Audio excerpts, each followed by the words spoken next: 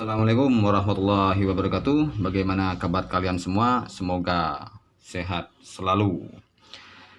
Hari ini saya akan menjelaskan tentang kapasitor, apa itu fungsinya, bagaimana macamnya, dan bagaimana penerapannya. Tonton video ini sampai habis, jangan diloncat-loncat. Bagi yang pertama mampir di channel ini, silahkan di subscribe. Fungsi kapasitor yang pertama adalah menyimpan arus listrik ya. Oke, coba kita ukur voltasenya.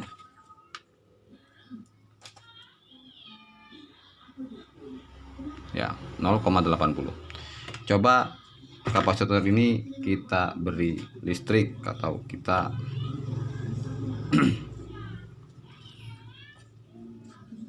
kita cas ya. Oke.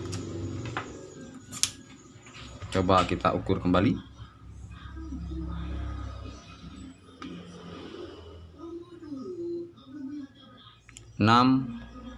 volt. Oke, jadi fungsi kapasitor yang pertama adalah untuk menyimpan arus listrik atau energi listrik. Oke, inilah fungsi kedua, yaitu menghambat sinyal DC. Tetapi kapasitor ini bisa meneruskan sinyal AC. Oke, kapasitor ini bisa melewatkan sinyal AC ya. Jadi fungsi dari kapasitor ini untuk memfilter sinyal DC dan meloloskan sinyal AC. Dan untuk fungsi-fungsi lainnya akan saya sebutkan di akhir video. Untuk macam-macam kapasitor, di sini saya ada beberapa sampel dan kapasitor jenis ini adalah kapasitor yang paling sering diterapkan pada rangkaian. Di sebelah kiri sendiri ini adalah kapasitor polyester. Di sebelah sini ini adalah macam kapasitor keramik, dan ini adalah kapasitor tantalum, dan ini adalah elektrolit kapasitor. Kapasitor pertama ini adalah kapasitor polyester. Ini terbuat dari bahan polyester ya, dengan ukuran antara 50 picofarad sampai 500 nanofarad dengan toleransi sebesar 1% dan tegangan maksimal ya 500 volt, dan stabilitas itu baik sekali ya. Sedangkan di sebelah sini ini adalah kapasitor keramik dengan kapasitas antara 5 picofarad sampai 1 mikrofarad dengan toleransi 10% pada tegangan 250 volt AC dan 400 volt DC ya. Sini dengan stabilitas baik ya. Jadi kapasitor polyester ini lebih baik daripada kapasitor keramik. Sedangkan di sebelah sini ini adalah kapasitor tantalum ya. Kapasitor ini memiliki dua kutub, yaitu kutub positif dan kutub negatif. Jadi ini tidak boleh dipasang terbalik. Sedangkan dua jenis kapasitor ini boleh dibolak-balik ya, pemasangannya boleh dibolak-balik. Sedangkan untuk kapasitor jenis tantalum ini tidak boleh dibolak-balik ya. Ini mempunyai stabilitas yang cukup baik juga ya, dengan toleransi sebesar 10% dan tegangan maksimum sebesar 60 volt DC ya. Sedangkan di sebelahnya ini adalah elektrolit kapasitor. Ini sama dengan kapasitor jenis tantalum, jadi tidak boleh dibolak-balik ya. Lihat ada kodenya. Yang warna putih ini adalah min, dan kaki sebelah sini adalah kaki plus ya. Seperti itu.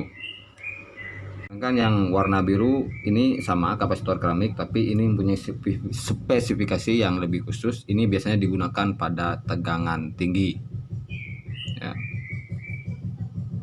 Sedangkan berdasarkan bentuknya kapasitor itu terbagi dua ya, yaitu yang pertama adalah kapasitor seperti ini, ada kakinya ya. Dan yang kedua itu adalah kapasitor SMD seperti ini ya. Ini adalah kapasitor SMD. Jadi kapasitor keramik berukuran kecil, dan ini juga kapasitor SMD. Untuk ukuran kapasitor, yaitu kapasitor berukuran yang paling kecil adalah picofarad, lalu nanofarad, lalu mikrofarad, dan yang terakhir adalah farad. Picofarad. 1 nanofarad ini sama dengan 1000 picofarad. 1 mikrofarad sama dengan 1000 nanofarad. Sedangkan 1 farad ini sama dengan 1 juta mikrofarad. Ya, kira-kira seperti itu. Ya. Jadi 1 mikrofarad sama dengan 1 juta picofarad, dan 1 nanofarad sama dengan 1000 picofarad. 1 farad ya sama dengan 1 miliar ya picofarad. Itu untuk kapasitasnya. Untuk penghitungan pada rangkaian paralel ya, ini rangkaian paralel. Penghitungannya adalah C total sama dengan C1 ditambah C2. Ini kapasitas ya, untuk menghitung kapasitas. Sedangkan jika dirangkai secara seri, C total sama dengan 1/C1 ditambah 1/C2. Bagaimana untuk mengetahui nilai dari kapasitor? Untuk kapasitor jenis polyester ini cukup mudah karena kita tinggal melihat kode yang tertulis ya. Di sini tertulis ya, titik 22 mikrofarad K. Ini maksudnya adalah kapasitor ini berukuran 0,22 mikrofarad. K ini maksudnya adalah nilai toleransinya ya. Jika K berarti nilai toleransinya adalah 10% ya untuk kapasitor polyester. Sama saja dengan yang kuning ini. Ya, 0,1 K. Berarti ini kapasitor ini berkapasitas 0,1 mikrofarad dengan toleransi sebesar 10%. Itu kita bisa melihat level tegangannya ya. Sini dilihat. Oke, ini bekerja pada tegangan 310 volt DC dan 250 volt AC. Sama, sini bekerja pada tegangan 250 volt AC. Sedangkan untuk jenis seperti ini ya, kita lihat. Bentar ya. Oke, ini pada kapasitor tertulis 223 ya, 223 J 100 volt. Oke. 223 ini maksudnya adalah 2 digit pertama ini adalah kode nilai ya.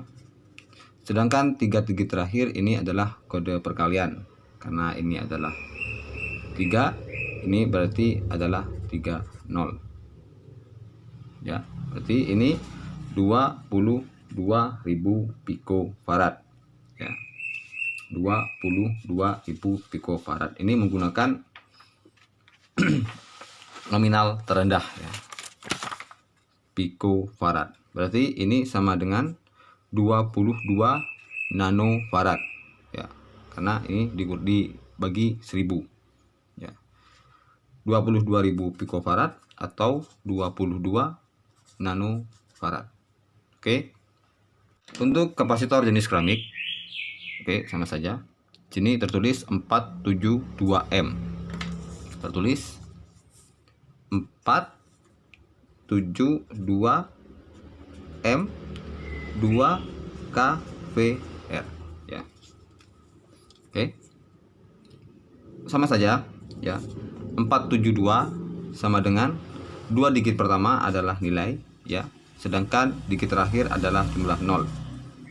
Berarti ini kapasitor ini berkapasitas 47.000 picofarad atau 4,7 nanofarad ya.